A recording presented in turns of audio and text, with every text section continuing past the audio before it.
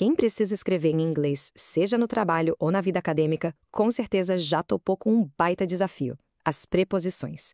Palavrinhas tão pequenas, né? Tipo in, on, at, mas que podem criar uma confusão enorme.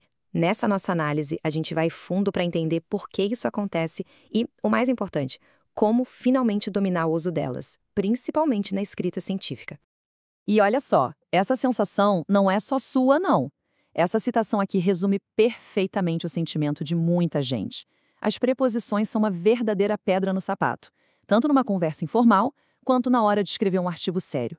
Mas a boa notícia é que, para toda pedra no caminho, existe um jeito de desviar. E essa percepção de dificuldade não é só achismo, viu? Tem dados que comprovam. Uma pesquisa lá da Nova Zelândia mostrou que, para quem estuda inglês, a fonte número 1 de erros são justamente as preposições. Ou seja, o problema é real, está documentado e, de certa forma, afeta todo mundo que está aprendendo. Beleza, então vamos mergulhar nisso com um roteiro bem claro. Primeiro, vamos encarar essa pedra no sapato de frente. Depois, a gente investiga por que erramos tanto. Em seguida, vamos ver os erros mais comuns na prática, para então chegar na parte mais legal, aprender a dominar os padrões e, por fim, pegar umas dicas de estilo avançado para refinar a escrita. Vamos nessa? Para começar, que tal um pequeno desafio para a gente aquecer os motores? É um jeito ótimo de perceber como esses erros podem ser bem sutis. Vamos dar uma olhada num exemplo prático. A frase que vai aparecer tem um erro bem comum de preposição. A questão é: dá para identificar onde está o problema? A frase é essa aí.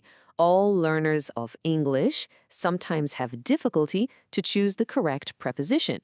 Olhando rápido, até parece que está tudo certo, não é? Mas tem um detalhezinho importante escondido aí. E aqui está a resposta. A expressão have difficulty não é seguida pelo infinitivo com to. O jeito certo é usar o gerúndio. No inglês americano, é mais comum dizer have difficulty choosing.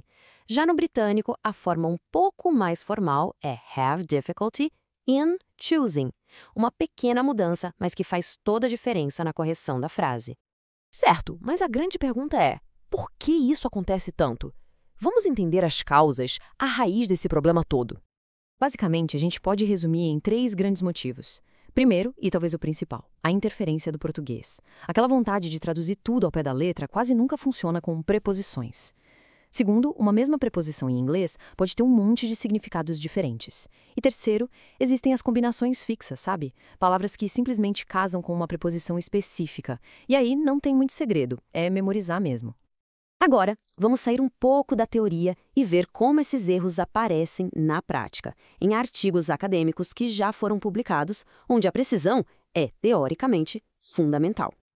Esse aqui é um clássico, um campeão de erros por influência do português.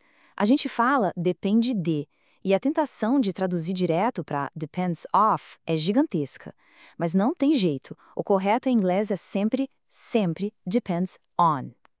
E não vá pensando que isso é erro só de iniciante, não. Esse trecho aqui foi retirado de um artigo científico publicado em 2016. É um exemplo perfeito de como essa interferência do nosso idioma é persistente e às vezes passa batido até na revisão de textos formais. Outro erro bem comum, que a gente vê até em títulos de artigos, é o uso de investigation about. Parece lógico, né? Uma investigação sobre alguma coisa. Mas o uso padrão, mais formal e correto, pede investigation of ou investigation into. São esses detalhes que mostram um domínio mais apurado do idioma. Ok, já vimos o problema, já vimos exemplos. Agora, vamos virar a chave e focar nas soluções. A boa notícia é que existem padrões e ferramentas que ajudam e muito a gente a usar as preposições do jeito certo.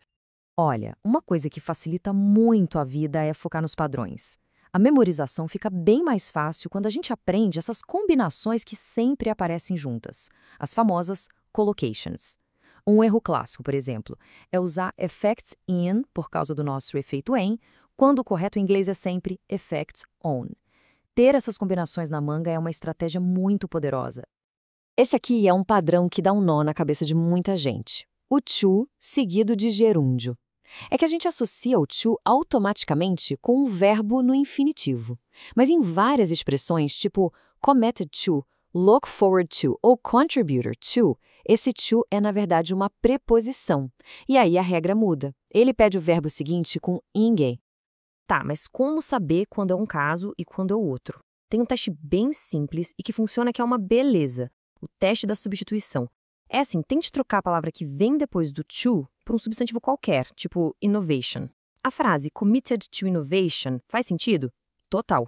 Então isso significa que a regra pede o gerúndio, o ing.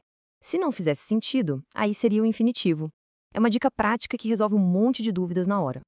A dupla capable e able também segue padrões bem fixos, que não podem ser trocados. A regra é simples. É sempre capable of, seguido de gerúndio, e able to, seguido de infinitivo. Misturar essas estruturas é um erro bem comum, mas que é fácil de corrigir depois que a gente memoriza o padrão de cada um. O verbo substitute é outro que precisa de atenção, porque a preposição que vem depois muda completamente o sentido. Se alguém diz substitute A for B, significa usar A no lugar de B. Agora, se for substitute A with B ou by B, é o contrário. Significa usar B no lugar de A. Entender essa lógica é crucial para não causar uma confusão de interpretação. Muito bem, já vimos como corrigir os erros mais comuns. Agora, vamos dar um passo além.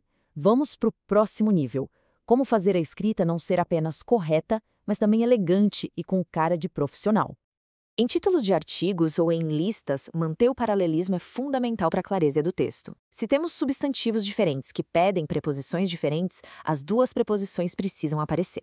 No exemplo, advances pede a preposição in, enquanto applications pede of. Se a gente omite o in, a estrutura da frase fica desequilibrada, meio capenga.